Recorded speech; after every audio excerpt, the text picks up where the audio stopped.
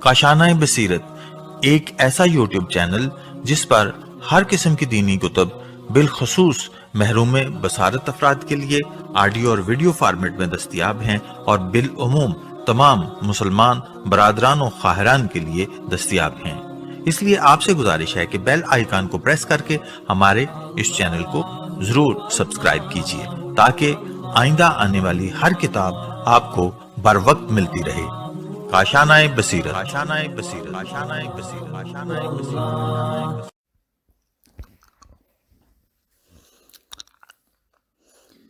اعوذ باللہ من الشیطان الرجیم، بسم اللہ الرحمن الرحیم۔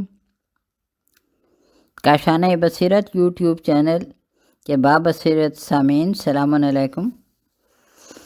میں پارٹ 23 کے ساتھ حاضر ہوں اور کتاب محافل و مجالس حصہ دوم، تحریر ہے جناب ذیشان حیدر جوادی صاحب کی۔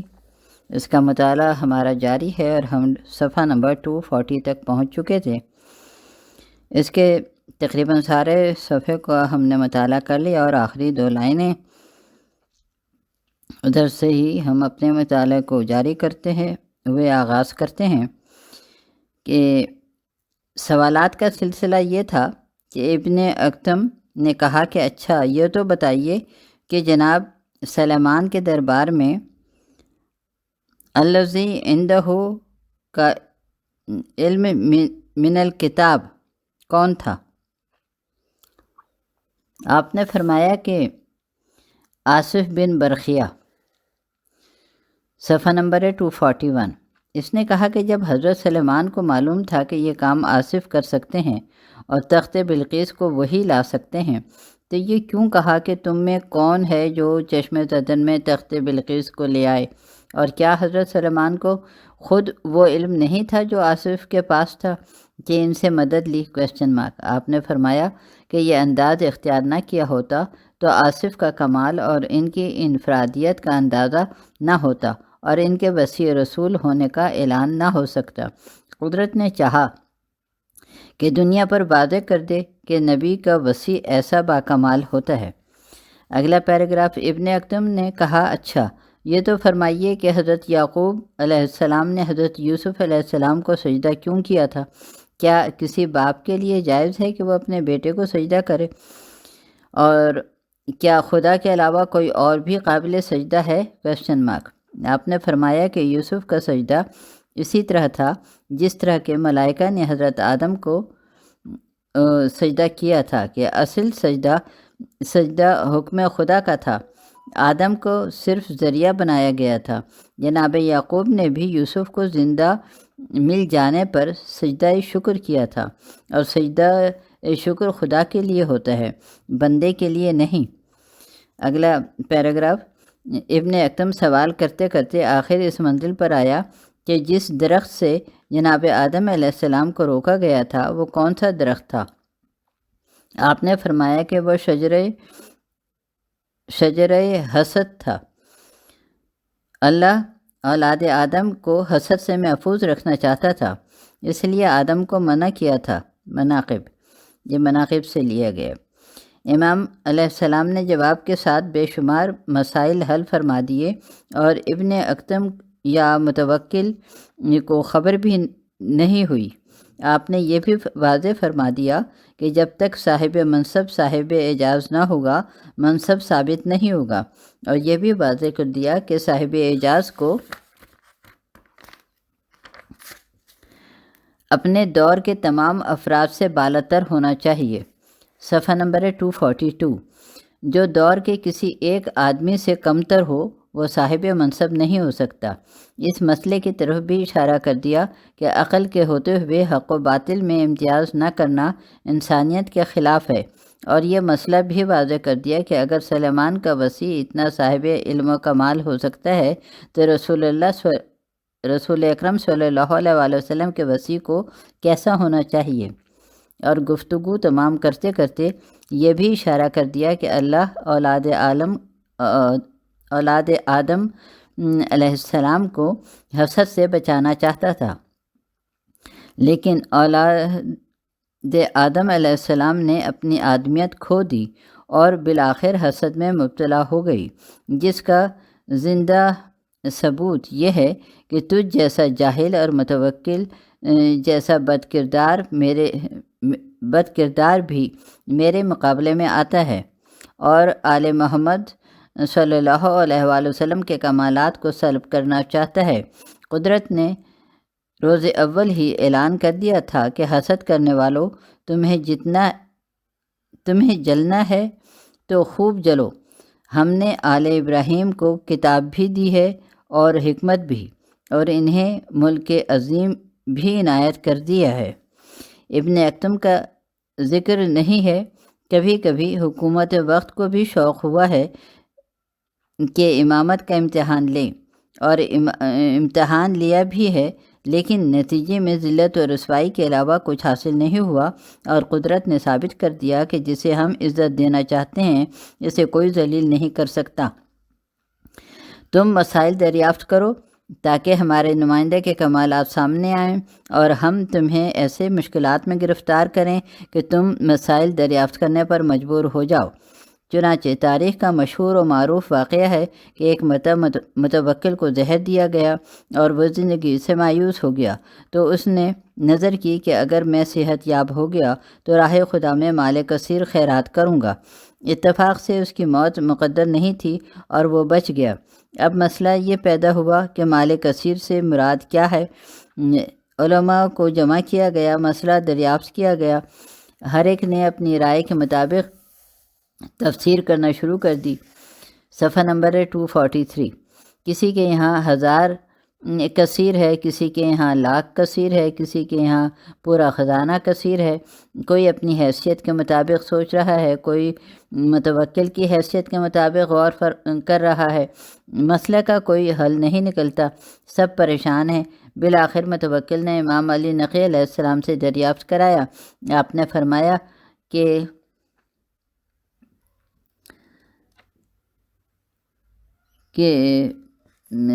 8 درم راہ خدا میں خرچ کر دے۔ 8 ہے یا 80 ہے، شاید بہت چھوٹا، ہاں 80 درم 80 درم راہ خدا میں خرچ کر دے۔ متوکل نے پوچھا کہ دلیل کیا ہے؟ آپ نے فرمایا کہ پروردگار قرآن مجید میں کثیر مقامات پر پیغمبر صلی اللہ علیہ وآلہ وسلم کی نصرت کا تذکرہ کیا ہے، اور وہ کثیر مقامات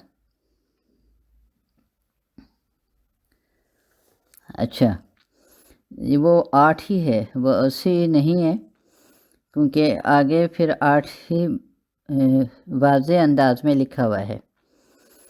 تو اس ان سطور کو ہم دوبارہ مطالعہ کرتے ہیں۔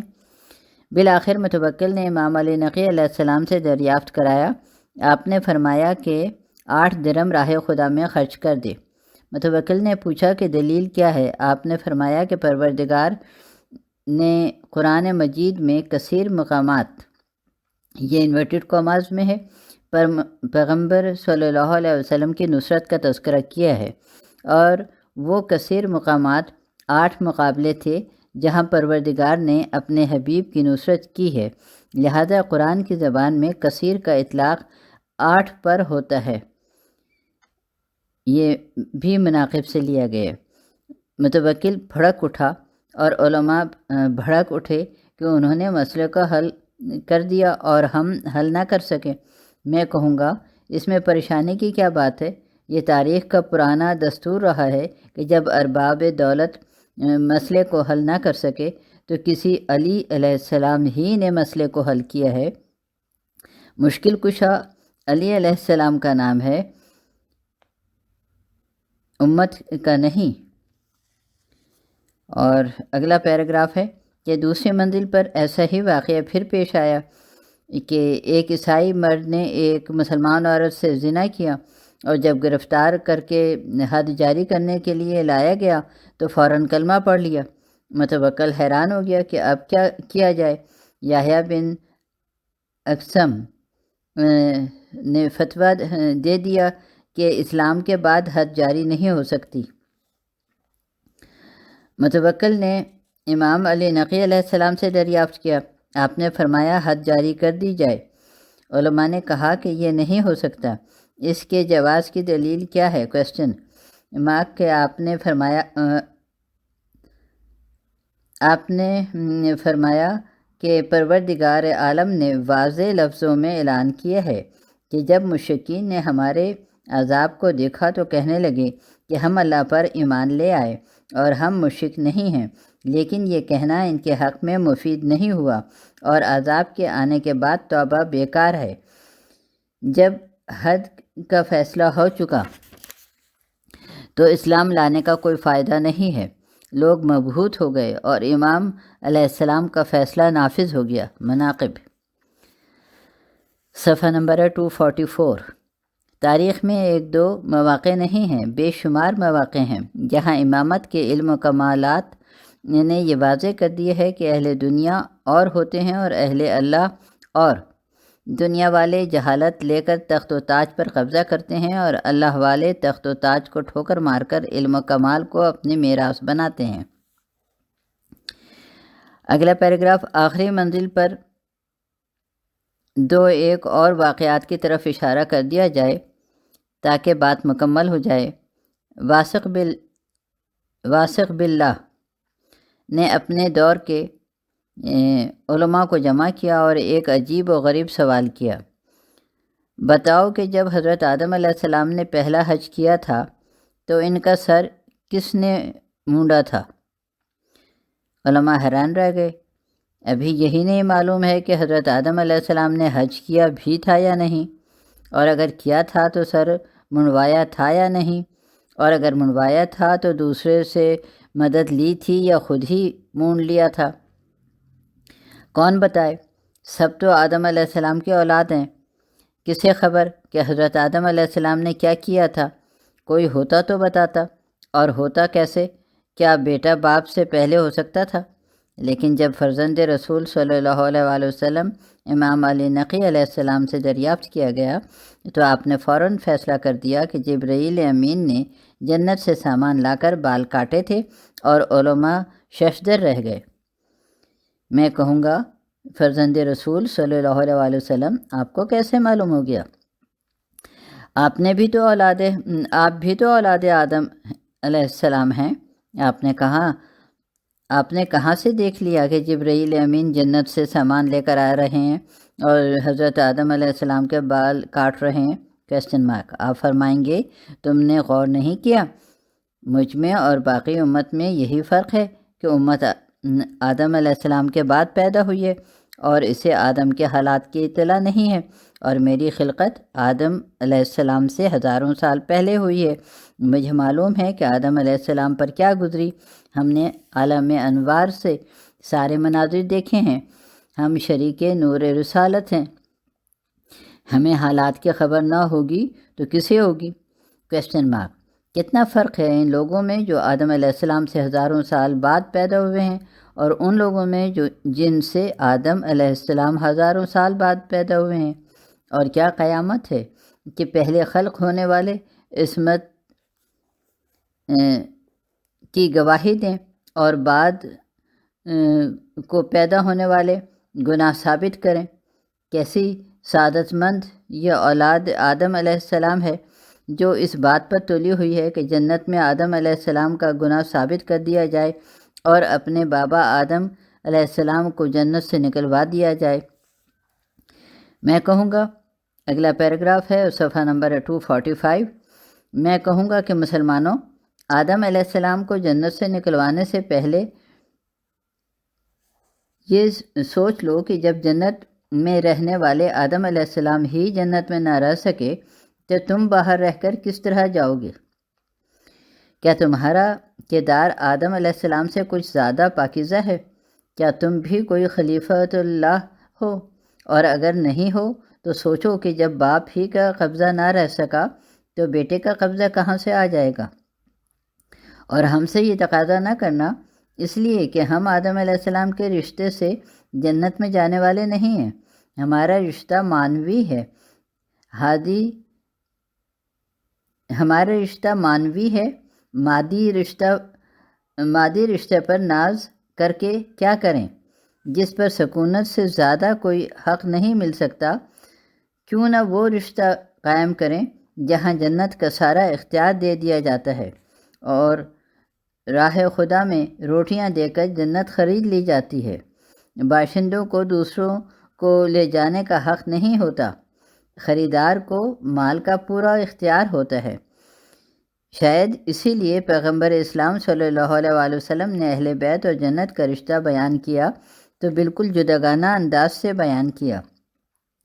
علی علیہ السلام کو دیکھا تو قسیم جنت و نار کہہ دیا، زہرا صلوات اللہ علیہ کو دیکھا تو خاتون جنت کہہ دیا، شہزادوں کو دیکھا تو سید شباب اہل جنہ کہہ دیا۔ غرض پوری جنت پر انہی کا قبضہ ہے۔ اب جسے جنت میں جانا ہو وہ ان کی ڈیوڑی پر آئے اور ان سے الگ ہو گیا تو جنت کا کوئی سوال نہیں ہے۔ اور غیر کا کیا ذکر ہے، خود آدم علیہ السلام بھی دوبارہ نہ جا سکے اگر انہیں کو وسیلہ نہ بناتے۔ اب کتنی بدبخت ہے وہ اولاد آدم جو باپ کے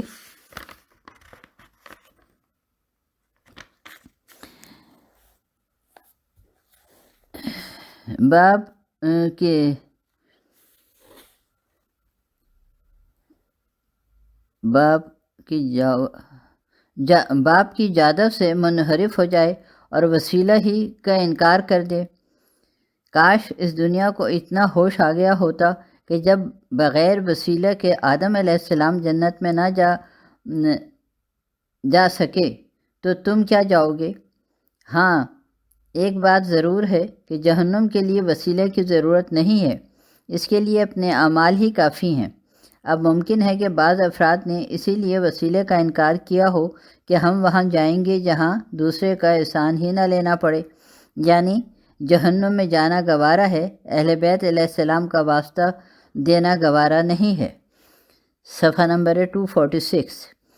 اور اگلا پیراگراف ہے کہ اور کہیے تو اس مقام پر ایک اور بات عرض کر دوں کہ جب ساری امت علی علیہ السلام اور اولاد علی علیہ السلام کے وسیلے سے جنت میں جائے گی تو میں اس کے اختیار و اقتدار کے بارے میں کیا کروں جو خود علی علیہ السلام کے وجود کا ظاہری وسیلہ ہے۔ میرا دل تو کہتا ہے کہ ابو طالب علیہ السلام کو یہ ناز کرنے کا حق ہے کہ ساری دنیا کے لیے وسیلہ علی ہے اور علی کے وجود کے لیے وسیلہ میں ہوں۔ اگلا پیراگراف۔ اب امت کو اختیار ہے، چاہے مجھے مسلمان کہے یا کافر، جنتی کہے یا جہنمی، لیکن یہ سوچ لے کہ اگر میں جنت میں نہ گیا تو پھر کسی کے جانے کا امکان نہیں ہے۔ جو بیٹا اپنے باپ کو جنت میں نہ لے جا سکے وہ کسی اور کو کیا لے جائے گا؟ دنیا والوں، آدم علیہ السلام سے رشتہ پہلے توڑ لیا ہے، اب علی علیہ السلام سے بھی رشتہ توڑ لو، پھر دیکھو جنت میں کس طرح جانا ہوتا ہے اور جنت کو چھوڑ کر کہاں جانا ہوتا ہے۔ اگلا پیراگراف۔ امام علی نقی علیہ السلام کا ذکر کرتے ہوئے ایک واقعہ کا تذکرہ کر دینا ضروری ہے کہ جب امت نے یہ دیکھا کہ جنت و کوثر علی علیہ السلام کے قبضے میں ہے اور آخرت پر انہی کا اختیار ہے تو مولائے کائنات سے جعلی رشتے جڑنے لگے۔ یہ دنیا کا قدیم مزاج ہے کہ جب کوئی فائدہ نظر آتا ہے تو فوراً رشتے شروع ہو جاتے ہیں، اور سیاسی دنیا میں یہ بارہا آپ دیکھ چکے ہیں۔ کبھی نبی صلی اللہ علیہ وآلہ وسلم سے رشتہ جوڑا گیا، کبھی امام علیہ السلام سے رشتہ جوڑا گیا، اور جب غرض نکل گئی تو انجام بھی سامنے آ گیا۔ صفحہ نمبر 247۔ انہی مصنوعی رشتوں کا زور اس حد تک بڑھا کہ ایک عورت نے زینب بنت علی ہونے کا دعویٰ کر دیا۔ اب اس سے بڑا رشتہ اور کیا ہو سکتا ہے، اور اس سے زیادہ مستحکم وسیلہ نجات کیا ہو سکتا ہے؟ لوگ برابر سمجھا رہے ہیں کہ لیکن وہ ماننے کو لیے تیار نہیں ہے اور اپنے کو زینب بنت علی سمجھ رہی ہے۔ متوکل نے عاجز آ کر امام علی نقی علیہ السلام کو بلایا اور کہا کہ یہ آپ کے گھر کا مسئلہ ہے، اسے آپ ہی حل کر سکتے ہیں۔ آپ نے فرمایا کہ یہ تو کوئی مسئلہ نہیں ہے، اللہ نے بنی ہاشم کا گوشت جانوروں پر حرام قرار دیا ہے، اسے درندوں کے سامنے ڈال دے، اگر اپنے دعوے میں سچی ہوگی تو زندہ بچ جائے گی، ورنہ مسئلہ ہی ختم ہو جائے گا۔ عورت نے یہ فیصلہ سنا تو فوراً توبہ کر لی کہ میں نے غلط دعویٰ کیا تھا اور میں بنی ہاشم میں نہیں ہوں۔ اگلا پیراگراف، امام عالی مقام نے مقدمے کا فیصلہ کر دیا اور بنی ہاشم کے شرف کا بھی اعلان کر دیا۔ گویا آواز دے رہے تھے کہ متوکل، تیری اور میری خلقت میں فرق ہے، تیرے اور میرے وجود میں فرق ہے، پھر کیا وجہ ہے کہ تو مجھ سے مقابلہ کرنا چاہتا ہے؟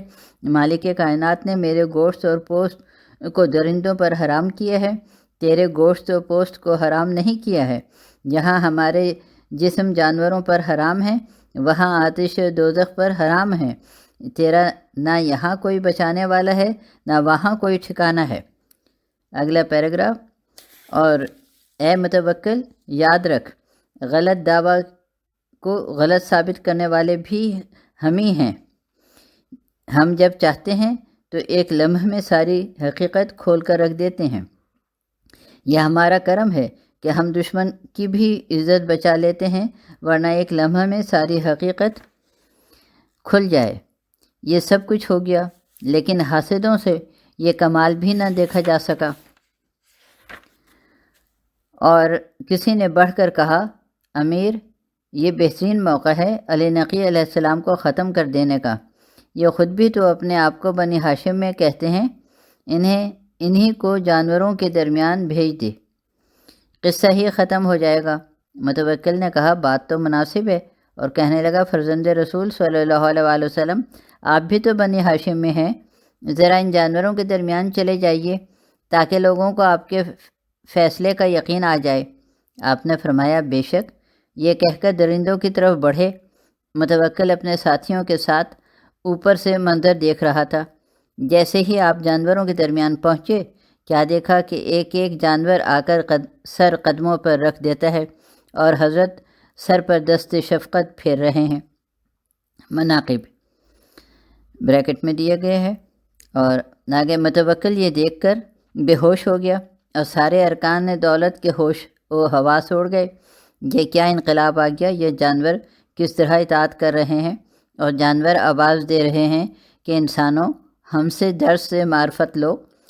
ہم جانور ہو کر امام وقت کو پہچانتے ہیں اور تم انسان ہو کر نہیں پہچانتے۔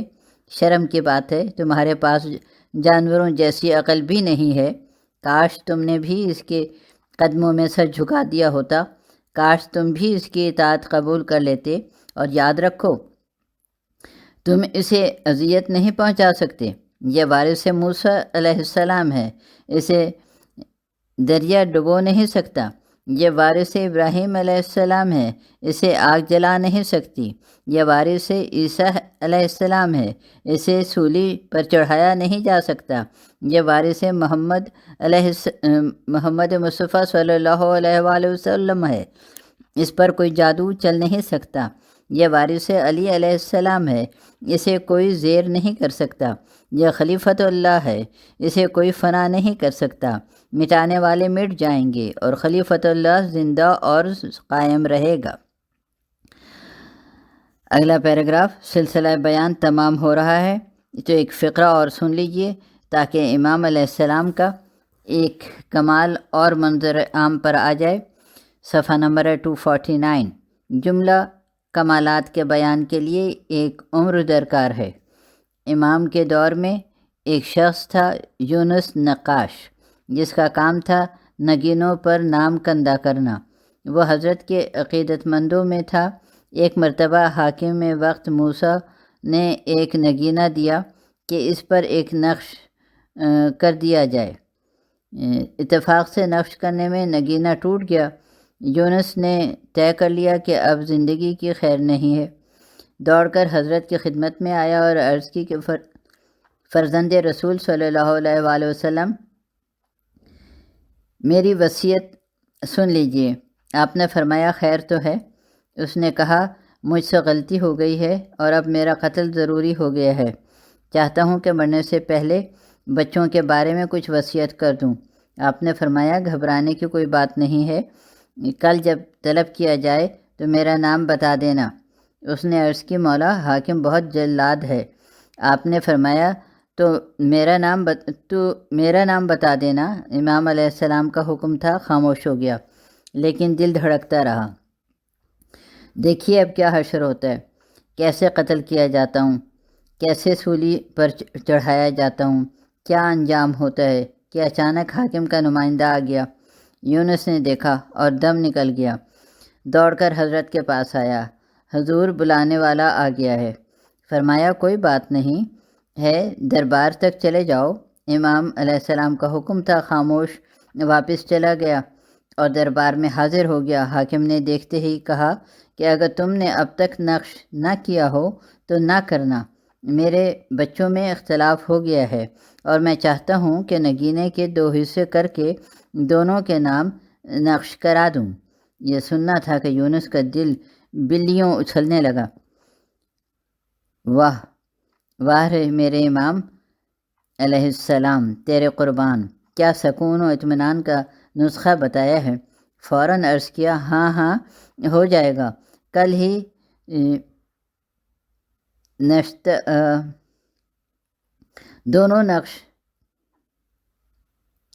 انشاءاللہ دونوں نقش آپ کو مل جائیں گے۔ یہ کہہ کر دربار سے واپس آئے اور شکر پروردگار بجل آئے۔ یہ بریکٹ میں ہے، منتحل الاعمال، یہ اعمال ویسے این سنے الف مد میم الف لام اعمال، یہ اور بریکٹ کلوز۔ دل نے آواز دی امام ہوتا ہے اور حاکم حاکم ہوتا ہے۔ حکومت لاکھ قہر و غضب کا مظاہرہ کرے، اگر امامت بچانا چاہے تو کوئی روک نہیں سکتا، اور کیوں نہ ہوتا۔ یہ تو دنیا کا دربار ہے، جو رب العالمین کے دربار میں عذاب آخرت سے بچا سکتا ہے، اس کی نظر میں عتاب شاہی کی کیا قیمت ہے۔ قربان جائیے اس امام علیہ السلام پر جو شدت مصائب میں بھی چاہنے والوں پر نگاہ رکھتا ہے اور ان کو بچانے کی فکر میں رہتا ہے۔ یہاں مصائب دنیا سے بچانا ہے اور وہاں ہول محشر اور عذاب جہنم سے بچائے گا انشاءاللہ۔ صلوات اللہم صلی علی محمد وعلی محمد وعجل فرجہم۔ یہاں پر ہماری اس 12ویں مجلس کا 12ویں محفل کا اختتام ہوتا ہے، اور ہم اپنی آڈیو کا بھی اختتام کرتے ہیں، اور انشاءاللہ 12ویں مجلس کے ساتھ پھر حاضر ہوں گے۔ اللہ حافظ۔